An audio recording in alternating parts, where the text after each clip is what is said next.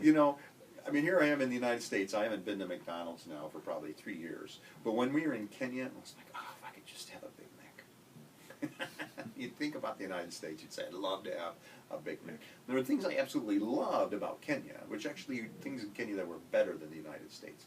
But you know, when you're aware of these other things, you think, ah. What about Coca-Cola? Coca-Cola was everywhere. Coca-Cola was everywhere. And by everywhere, I mean any place you found a person. Because it was a drink that they'd make it in bottles. You could ship anywhere. It would keep. You didn't need local water supplies for it. I mean, any restaurant you went into, you could order a Coke. But you'd be driving down the road, you stop at a little roadside store, there's a Coke. Any place they sold anything, you could be out in the middle of nowhere, and there's a little, whatever the little store is, they'd have Coke there. You know, you'd go to an African person's house, and oftentimes, you know, they'd serve you Coke. It was just part of, for hospitality, the thing to do. I mean, Coke can be produced very cheaply. I mean, even in the United States, it's actually very cheap, but it's marked up so high. It's how restaurants make a lot of their profit. But it makes it a product. That's part of why it's a product that can be so widely dispersed. Now, if you want to talk about societies in terms of their level of what we might call modernization or current sort of economic structures, in Kenya it's a mixed bag, and I would say, you know, Coke is sort of a symbol of one of those early consumer items that, you know, you can kind of see where you are maybe on this road to being like an industrialized, prosperous nation. You know, and then somewhere, you know, many Africans don't have electricity, but as electricity comes in and so forth. But we might tend to think that that process of going from a traditional society to a modern society is one that just comes in stages. But it's actually, I would say, more of a mix, in that what happens in Africa is that some Africans adopt certain aspects of modernity but reject others. And they will take on some but reject. So a story from a friend of mine who had a church among the Maasai.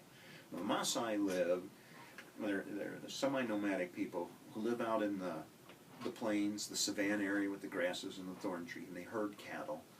And, you know, what we would call very, very traditional, live in mud huts far away from,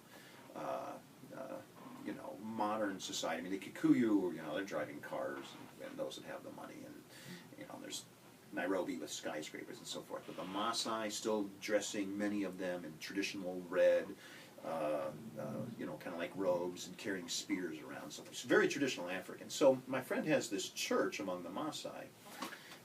And they don't meet in a church, they kind of gather around outside an acacia tree out in the savannah. So if you can picture Africa, you know, the safari, you know, the Lion King area. Circle of life.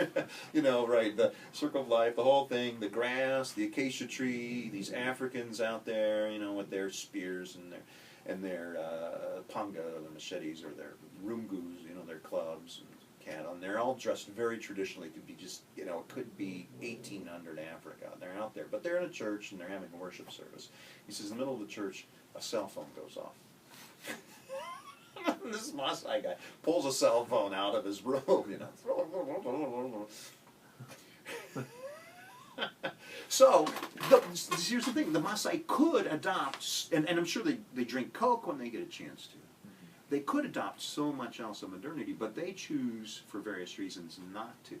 And the cell phone is actually a communal cell phone for that particular, I don't know if you'd call it a village, that they use if they need to get somebody to a hospital or something like that. And yet they're choosing to live traditionally. So that process of moving from traditional to modern society goes in uneven fits and spurts, depending on who you are and where you are.